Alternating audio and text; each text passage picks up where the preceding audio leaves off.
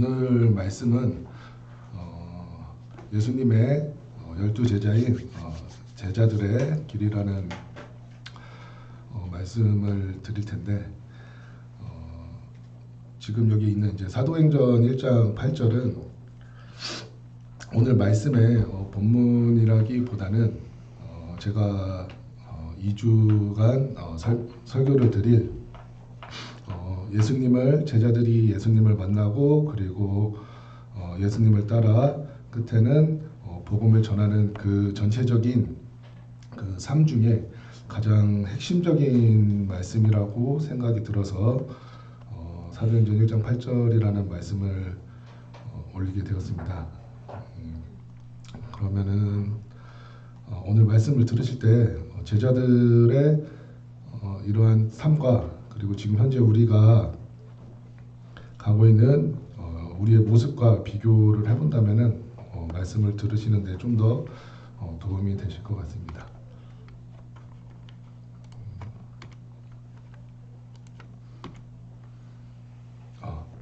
우선은 첫 번째는 예수님과 제자들의 이제 만남인데요. 우리가 이제 12제자 중에 이제 베드로, 시몬이라 하는 이제 첫 번째 제자가 있는데, 말씀을 보시면은 마태복음, 마가, 이제 누가복음은 전체 성경을 보시면은 내용들이 다 비슷비슷한데 그 중에서 그래도 제가 이제 이 말씀하고 상황하고 좀 더 어울리겠다라는 그 성경 본문을 가지고다가 적게 됐고요. 우선 베드로와 예수님의 만남을 성경에서 찾아보면 누가복음 5장 1절에서 11절 말씀이 되겠습니다. 예수님이 본문을 읽어보면 이 전에 침례 요한에게 침례를 받으시고 그리고 이제 본격적으로 예수님의 활동이 시작하는 그쯤의 시기라고 볼 수 있을 것 같습니다. 그 시기에 이제 호숫가에서 고기를 잡는 이제 베드로 일행에게 다가가셔서 지금 보시면 5절 말씀을 보시면 시몬 이제 베드로가 밤새 수고를 하고 하루 종일 고기를 잡았는데 물고기를 전혀 잡지 못하는 그러한 상황 속에 예수님이 다가가셔서 저쪽 깊은 곳에 한번 그물을 내려보라고 말씀을 하십니다. 근데 신기하게도 베드로가 이제 어부라는 직업을 가지고 있으면은 그동안에 어부로서의 그러한 능력이나 이런 것들이 상당히 높은 레벨의 수준에 있을 텐데, 하루 종일 어부로서 많은 그물을 던졌는데도 불구하고 잡히지 않는 상황에서 아무것도 모르는 것 같은 그러한 처음 보는 청년이 와서 저쪽에 한번 그물을 던져봐라 라고 이제 얘기를 하는 상황에 지금 5절 말씀을 보시면 뒤쪽에 말씀에 의지하여 내가 그 불을 내리이다 라고 순종을 하고 그물을 던지게 됩니다. 그러고 나서 그물을 올리니 물고기가 그물이 찢어질 정도로 많이 올라오게 되는 것을 보고 베드로와 그리고 그 주변에 있던 동료들이 달려와서 그물을 올리게 됩니다. 그 상황 속에 8절 말씀 보시면은 베드로가 이를 보고 예수의 무릎 아래 엎드려 가로되 주여 나를 떠나소서 나는 죄인이로소이다 하고 고백을 하게 됩니다. 이 장면도 이따가 설명할 거지만 처음 보는 그 상황 속에 고기를 많이 잡았다고 해서 그 예수님을 보고 바로 무릎 앞에 엎드려 내가 죄인입니다 라는 말을 어떻게 할 수 있었을까라는 그런 궁금증이 조금 생기는 그러한 구절입니다. 이 부분은 제가 이따가 설명을 한번 드리도록 하겠습니다. 그리고 그 뒤에 상황을 보면 동업자인 야고보와 요한도 이 상황에서 같이 있으면서 그 물고기를 많이 잡는 모습을 같이 보고 있었다라고 이제 확인을 할 수 있습니다. 그리고 두 번째 제자는 베드로의 형제 안드레인데 요한복음 1장 35절에서 42절의 말씀을 쭉 읽어보면은 요한이란 사람은 우선은 침례 요한의 제자였던 것 같습니다. 35절하고 36절을 보면은 요한의 제자 중 두 사람이 있다가 예수를 다니심을 보고 이제 요한이 하나님의 어린 양이로다라고 이제 말씀을 하고, 그리고 그 뒤에 37절에 두 제자가 그 말을 듣고 예수를 쫓았다라고 돼 있는 부분이 있고요. 그리고 나서 이제 예수님을 찾아가서 예수님과 이야기를 하게 됩니다. 그러고 나서 40절 말씀에 보시면 41절 말씀을 보시면 이제 그가 예수님과 대화를 하고 나서 시몬, 여기서 시몬이 이제 베드로인데 베드로에게 찾아가서 우리가 메시아를 만났다라고 이야기를 하게 됩니다. 그러고 나서 42절에 보면 예수님께 인도를 했다라고 말씀이 적혀 있습니다. 이 상황을 종합을 해보면 침례 요한의 제자였던 안드레가 예수님을 만나고 예수님이 메시아다라는 것을 인지를 하고 베드로에게 인도를 했고, 그리고 그 상황이 아까 베드로를 설명드릴 때 말씀드렸던 그 물고기 잡는 상황하고 같이 연결이 되지 않나라고 생각이 좀 듭니다. 그리고 이제 야고보와 요한에 대해서 보시면 마태복음 4장 21절에서 22절 말씀인데 21절에서 22절에 보면 처음에 베드로와 안드레 형제를 만나시고 나서 그 상황을 야고보와 요한 형제도 같이 상황을 본 이후에 예수님이 걸어가시다가 21절에 보시면 세베대의 아들 야고보와 그 형제 요한이 그 부친 세베대와 한 가지로 배를 그물 깁는 것을 보시고 부르니 저희가 곧 배와 부서진 것을 버려두고 예수를 쫓았다라고 되어 있습니다.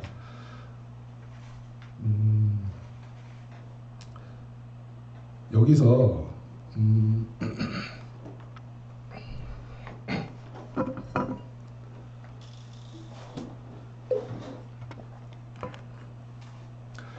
베드로도 그렇고 그리고 야고보와 요한도 그렇고 모든 것을 버려두고 예수를 쫓았다라는 이 말씀이 있는데, 저희가 성경에서 많이 봤던 재물 많은 청년하고 비교를 해보면은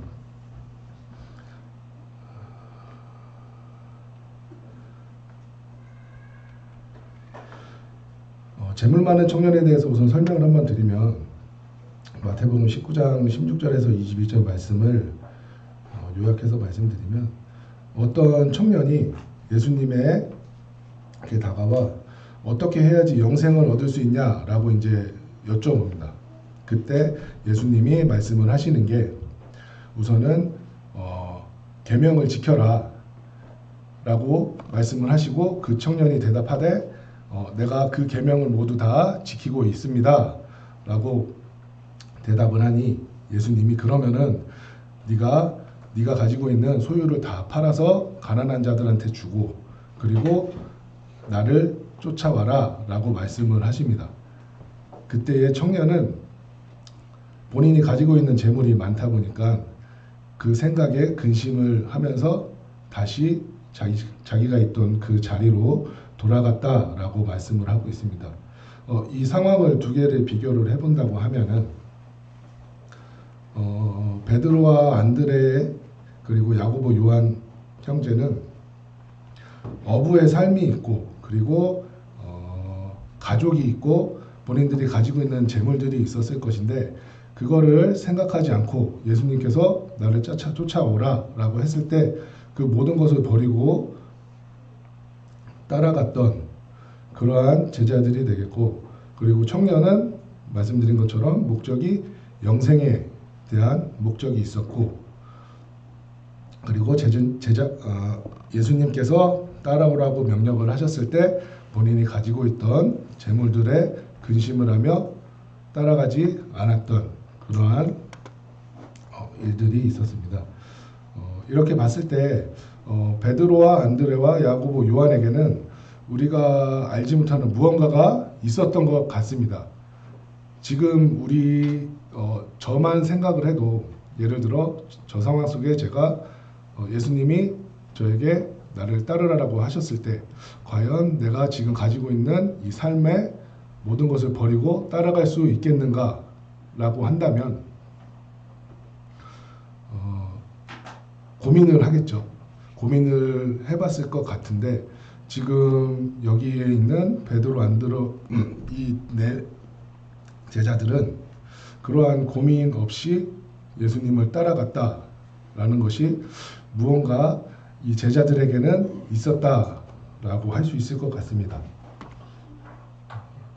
그리고 빌립, 나다나엘이라고 하기도 하고 그리고 바돌로메라고도 불리우는데, 이 제자들 같은 경우는 요한복음 1장 43절에서 51절 전체 내용에 보면은 그 만남에 대한 내용이 나오고 있는데, 우선은 그 4명의 제자들을 부르시고 나서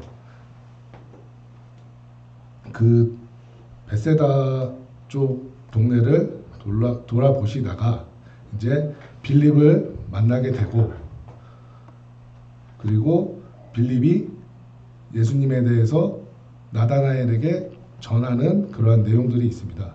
여기 45절에 보시면 빌립이 나다나엘을 찾아가 이르시되 모세가 율법에 기록됐고 그리고 선지자가 기록한 그 메시아를 우리가 만났다라고 전달을 하게 됩니다. 하지만 나다나엘은 나사렛에서 무슨 선한 어찌 그 메시아가 나오겠느냐라고 불신을 하지만, 그 이후에 예수님과의 대화 속에서 나다나엘은 49절 말씀같이 하나님의 아들이십니다 라고 고백을 하는 장면이 나옵니다. 이 부분도 정확하게 묘사는 안 되어 있지만 빌립에게도 나를 쫓으라 하시고, 그리고 빌립도 같이 예수님을 따라서 쫓아가게 됐다라는 것을 알고 계시면 것 같고, 그리고 마태, 레위라고 불리기도 하는데, 그 이후에는 이제 마태, 도마, 야고보, 시몬, 유다, 가룟 유다, 이 6명에 대해서는 예수님과의 만남이 상세하게 나오지는 않지만 다 보면은 예수님께서 만나시고 그리고 나를 따르라 해서 이제 제자가 됐다라는 그러한 내용들이 나옵니다. 여기서 제자들이 모든 것을 버리고 예수님을 따라갈 수 있었던 이유가 무엇인가라고 생각을 해봤더니, 아까 빌립이 말씀했던 것 같이 이스라엘 민족 자체에는 선민사상, 그리고 우리는 메시아가 우리를 구원해 줄 것이라는 그러한 전설이라고 해야 되나요? 그런 것들이 기본적으로 깔려 있었던 상황이라고 생각이 듭니다. 여기 예레미야 23장 5절에서 6장 말씀이 좀 더 쉬울 것 같은데요. 여기를 읽어보면, 나 여호와가 말하노니 보라 때가 이르니 내가 다윗의 한 의로운 가지를 일으킬 것이라. 그가 왕이 되어 지혜롭게 행사하며 세상의 궁평과 정의를 행할 것이며 그의 날에 유다는 구원을 얻겠고 이스라엘은 평안히 거할 것이며 그 이름은 여호와 우리의 의라 일컬음을 받을 것이니라.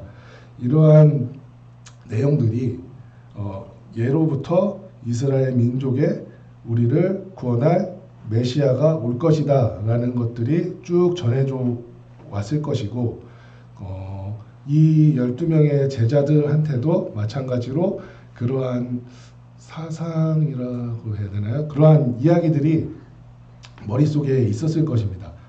그러다 보니 예수님께서 제자들을 만나시고 나를 따르라라고 했을 때 제자들이 예수님의 말씀과 이적을 행하시는 것들을 보고 이분이 정말 우리가 그렇게 기다렸던 메시아구나라는 것을 알았기 때문에 예수님의 그 말씀 한마디에 제자들은 모든 것을 버리고 따라갈 수 있었다고 생각이 됩니다. 그리고 이거는 제가 그냥 성경을 보면서 정리를 좀 해봤는데 여기 보시면은 야고보하고 요한이 같은 형제고 그리고 베드로하고 안드레가 형제고 그리고 빌립하고 나다나엘은 친구로 보이는데 이 관계가 어떤 위에 6명의 제자들은 같은 동네에서 친구 또는 형제로다가 이렇게 묶여 있는 관계고 그리고 뭐 밑에 이제 마태부터 가룟 유다까지의 6명의 제자들은 정확하게 어떻게 관계가 이루어져 있다고는 나오지는 않지만 얼마 전에 목사님이 설교 중에 사도 바울 얘기를 하시면서 이제 이런 전도에 대한 사역 가운데 인적 네트워크가 어떻게 연결이 돼 있다라는 이제 말씀을 한번 하셨는데 이 부분을 보면서 저도 예수님께서 제자들을 처음에 부르실 때에 무언가 예수님께서 특별히 이렇게 생각하시는 또 원하시는 그러한 어떤 관계성이 있지 않은가라는 생각이 좀 들어서 제가 그냥 간단하게 보여드리려고 정리를 좀 해봤고요. 그리고 이제 두 번째 제자들을 다 부르시고 나서 이제 예수님과 제자들이 동행을 하실 때에 크게 세 가지의 일들을 하고 다니셨는데 첫 번째가 이제 이적을 행하셨던 것들입니다. 이제 많은 이적을 행하셨지만 귀신 들린 사람을 고치시기도 하시고 그리고 병든 자를 고치시고 또 물고기 2마리와 보리떡 5개를 가지고 이제 5,000명을 먹이시기도 하는 이러한 이적을 행하심을 제자들과 함께 하셨고요. 그리고 이제 하나님의 말씀을 가르치시는 이러한 일들도 같이 병행을 하시고 그리고 중요한 건 제자들에게 권능을 주셔서 앞전에 말씀드린 말씀 전하는 일들과 이적을 행하는 일을 같이 병행하게 하십니다. 여기 보시면 제자들이 권능을 행했다라고 이제 마가복음 6장 7절에서 13절에 있는데 12제자를 부르셔서 둘씩 보내셔가지고 더러운 귀신을 제어하는 권세를 주시고 그 권세를 받은 제자들이 나가서 복음을 전하고 많은 귀신을 쫓았다라고 되어 있습니다.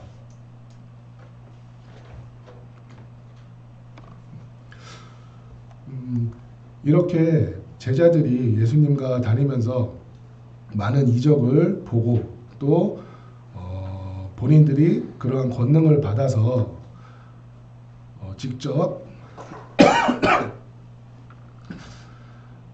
능력을 이적을 행하는 모습을 봤을 때 이때 제자들의 마음과 생각은 어떠했을지 성경에서 한번 찾아봤습니다.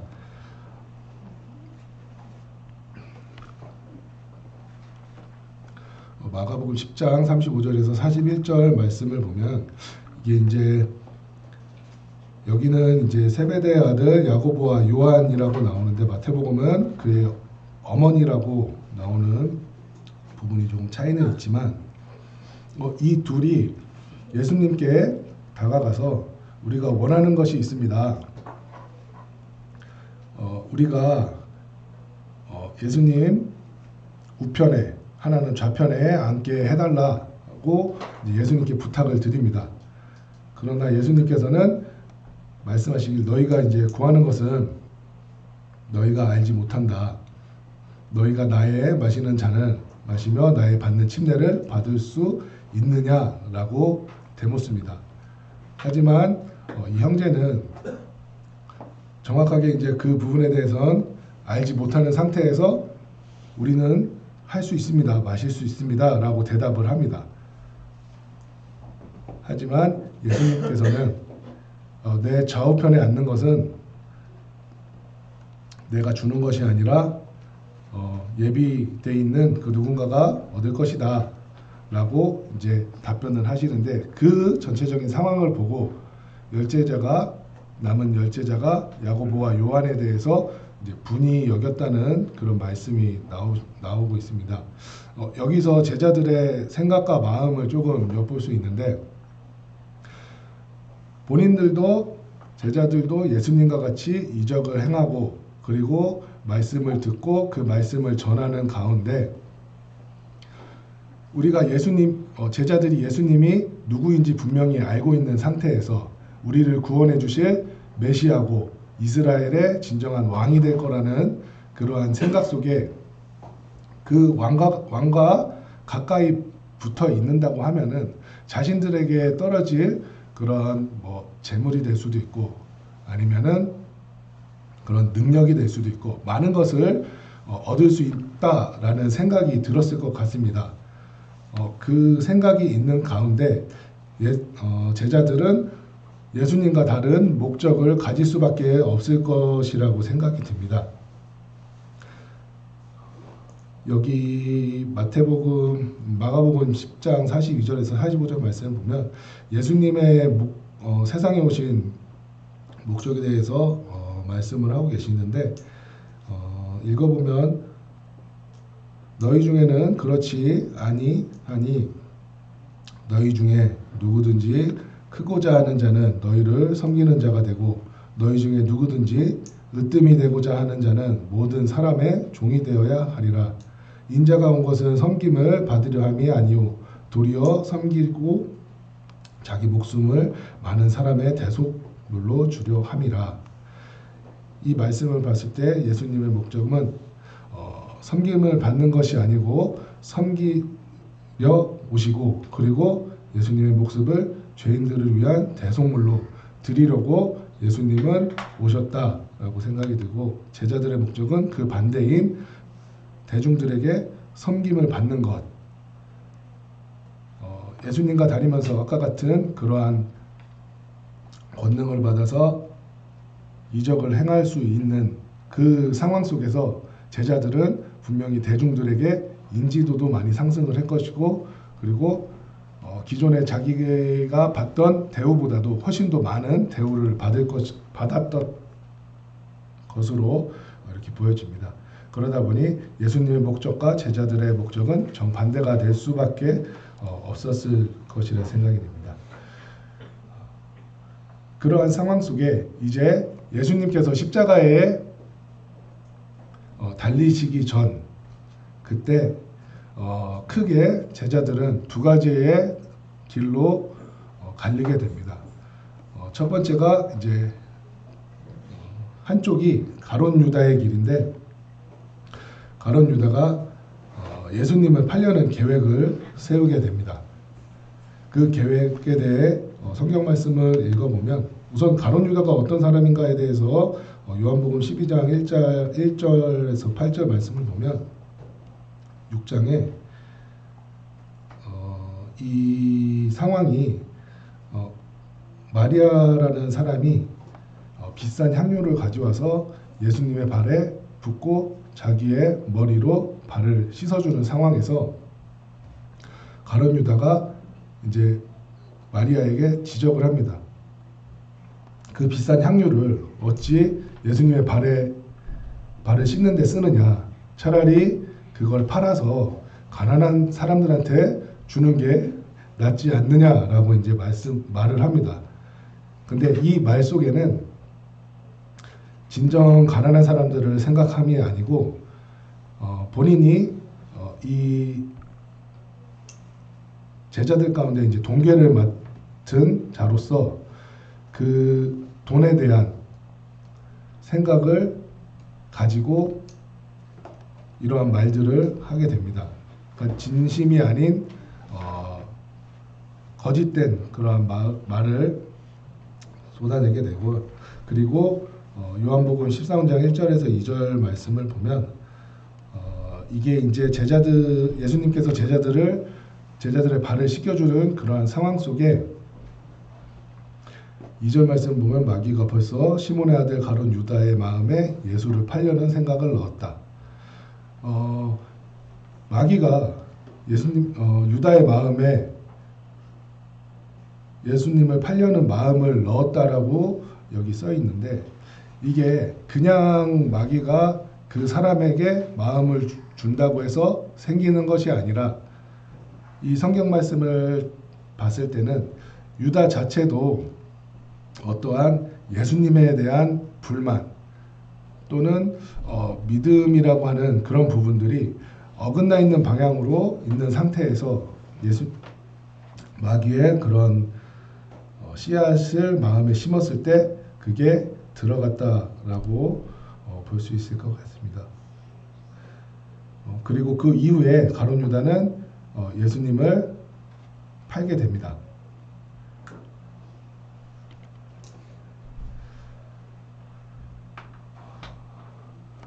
그리고 가룟 유다의 이제 최후에 대해서 성경에서 말씀을 하고 계신데, 결국에 가룟 유다는 예수님의 그러한 십자가 지심 이후에 스스로 뉘우쳤지만 그 시기는 벌써 늦어버리게 됩니다. 그 모든 것이 다시 되돌릴 수 없고, 그리고 본인은 정말 많은 그런 복잡한 마음을 가지고 있는 상태에서 결국에는 스스로 목숨을 끊게 됩니다. 그렇다고 하면은 가룟 유다의 길을 간단하게 정리를 하자고 하면은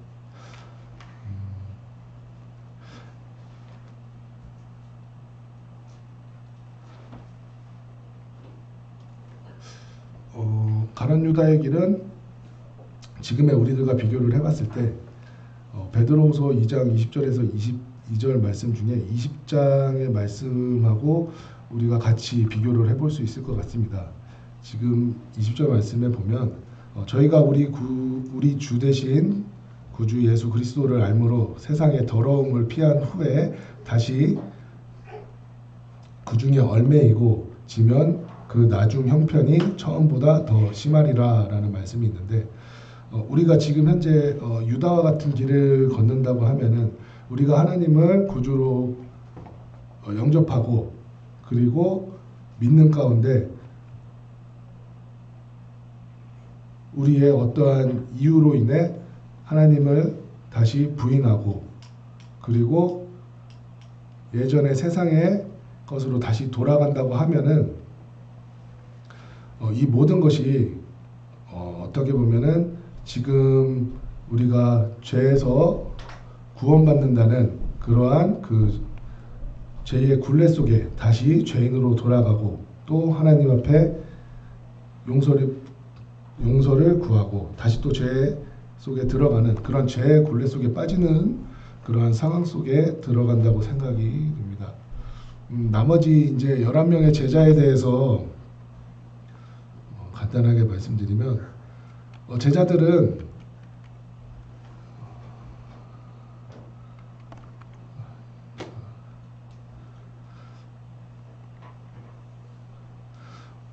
우선은 예수님께서 11명의 제자들에 대해서 너희들은 이제 곧 모두들 나를 버리고 흩어지게 될 것이다. 그리고 베드로는 나를 3번 부인할 거다 라는 그런 말씀을 하시고, 그리고 베드로와 나머지 제자들이 그 이야기를 들었을 때 우리는 주를 부인하지도 않고 배신하지도 않겠다라고 다들 이렇게 말을 합니다. 하지만 예수님은 그 말 속에 제자들이 불안하고 그리고 두려워하는 상황을 아셨기 때문에 오히려 내가 죽고 난 뒤에 하나님이 내 이름으로 성령을 보내실 텐데 그분이 너희와 함께 하면은 평안을 너희에게 주고 모든 근심과 두려움도 없어질 것이다. 그러니 이 성령님을 기다려라 라고 이제 제자들을 챙기십니다. 그리고는 결국 예수님은 십자가에 못 박히시게 됩니다. 그리고 나서 제자들은 예수님이 말씀하신 것처럼 실제 일부는 자기들의 고향이었던 어부의 직업을 다시 하러 고향으로 내려가고 일부는 마가의 다락방인지는 저도 이제 정확하게 찾지 못했지만 어떠한 집에 다 같이 이제 모여 있는 가운데 각각의 제자들에게 예수님이 나타나시게 됩니다. 그래서 제자들에게 다시 본인의 부활하심을 전달을 하시고 그리고 다 같이 모이게 그렇게 말씀을 하십니다. 그리고 나서 예수님이 이제 마지막으로 11명의 제자들에게 명령을 하시는데 아까 제가 이제 처음 설교를 시작할 때 말씀드렸던 이제 사도행전 1장 8절의 말씀처럼 오직 성령이 너에게 임하시면 너희가 권능을 받고 예루살렘과 온 유대와 사마리아와 땅끝까지 이르러 내 증인이 되리라. 그리고 예루살렘을 떠나지 말고 내가 말씀한 이 성령을 기다려라 라고 이제 최종적으로 예수님이 말씀을 하시게 됩니다.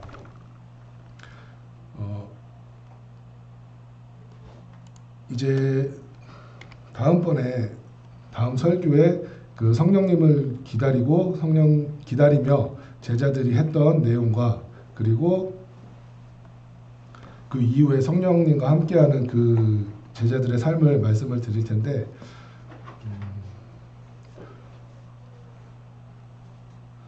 오늘 이 제자들의 예수님을 만나고 그리고 예수님의 부활까지의 이 길을 보면 제자들에게는 많은 것이 부족하기도 했지만 나름 제자들만의 그러한 예수님에 대한 메시아에 대한 확신만큼은 또 가지고 있는 그러한 제자들의 조금 부족한 상황이 있었다고 보여집니다.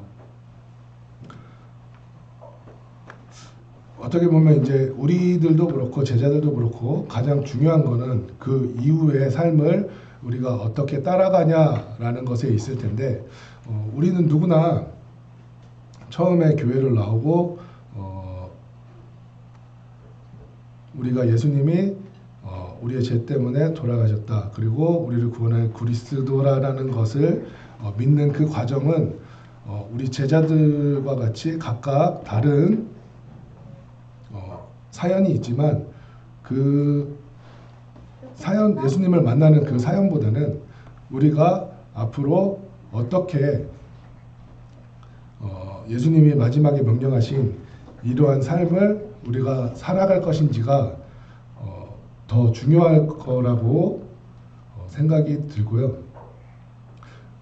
그리고 앞으로 다음 시간이 되긴 하겠지만 이 제자들의 성령님과 함께하는 그 길이 어떻게 보면은 우리들이 그리스도인으로서 삶의 목적이 될 수 있는 그러한